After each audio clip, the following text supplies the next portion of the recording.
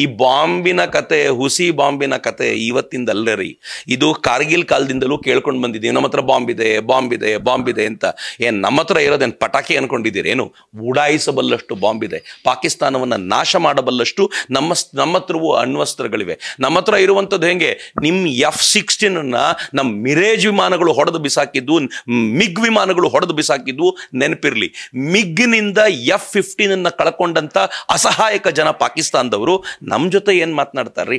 ಇವತ್ತು ನಮ್ಮ ಹತ್ರ ರಫೇಲ್ಗಳಿವೆ. ಇದ್ದ ಜಾಗದಲ್ಲೇ ಪಾಕಿಸ್ತಾನವನ್ನು ಬಡಿಯುವಂತ ತಾಕತ್ತು ನಮಗಿರೋದ್ರಿಂದ ನಮಗೆ ವಿಶೇಷವಾದ ಧೈರ್ಯ ಇದೆ. ನಿಮ್ಮ ತಾಕತ್ ನೀವು ತೋರಿಸಿ, ನಮ್ಮ ತಾಕತ್ ನಾವು ತೋರಿಸ್ತೀವಿ ಅಂತ ಹೇಳುವಂತ ಸಂದರ್ಭ ಅಂತ. ನನಗಂತೂ ಯುದ್ಧ ಬೇಕು. ಯಾಕೆ ಯುದ್ಧ ಬೇಕು ಅಂತಂದ್ರೆ, ಒಂದು ಸಾರ್ವಭೌಮ ರಾಷ್ಟ್ರದ ಮೇಲೆ ಮತ್ತೊಬ್ಬರು ಏನಾದರೂ ದಾಳಿ ಮಾಡ್ತಾರೆ ಅಂತಾದ್ರೆ ಆ ರಾಷ್ಟ್ರ ಸರಿಯಾದ ಪಾಠವನ್ನು ಕಲಿಸಬೇಕು. ಆದರೆ ಯುದ್ಧ ಮಾಡದೆ ನೀವು ನೇರವಾಗಿ ಪಾಕಿಸ್ತಾನದ ಸೇನಾ ಪ್ರಮುಖ ಆಸಿಮ್ ಮುನೀರ್ನ ತೆಗೆಯುವಂತ ತಾಕತ್ತಿದೆ ಅಂತಾದ್ರೆ ನಂಗೇನು ಯುದ್ಧ ಬೇಡ.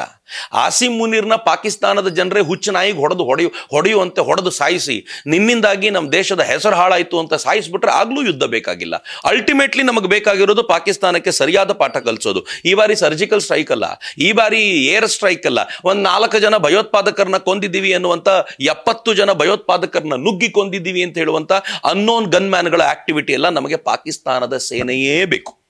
ಹೇಗೆ 93,000 ಸೈನಿಕರನ್ನ ಒಂದು ಕಾಲದಲ್ಲಿ ನಾವು ಶರಣಾಗತರನ್ನಾಗಿಸಿದ್ವೋ, ಈಗ ಭಾರತ ಮತ್ತೊಮ್ಮೆ ಅದೇ ರೀತಿಯ ಸಾಮರ್ಥ್ಯ ಪ್ರದರ್ಶಿಸಬೇಕು ಅಂತ ನನಗನ್ಸುತ್ತೆ.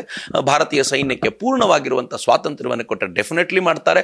ಮತ್ತು ಅಂಥ ಸ್ವಾತಂತ್ರ್ಯ ಕೊಡಬಲ್ಲಂಥ ಸಮರ್ಥವಾಗಿರುವಂಥ ಇದುವರೆಗಿನ ಎಲ್ಲ ಪ್ರಧಾನಿಗಳಲ್ಲಿ ಸರ್ವಶ್ರೇಷ್ಠವಾಗಿರುವ ಪ್ರಧಾನಿ ಮೇಲ್ ಕೂತಿರೋದ್ರಿಂದ ಅವರು ಈ ಕಾಗೆ ಗೂಬೆಗಳಿಗೆ ತಲೆ ಕೆಡಿಸ್ಕೊಳ್ಳೋದಿಲ್ಲ.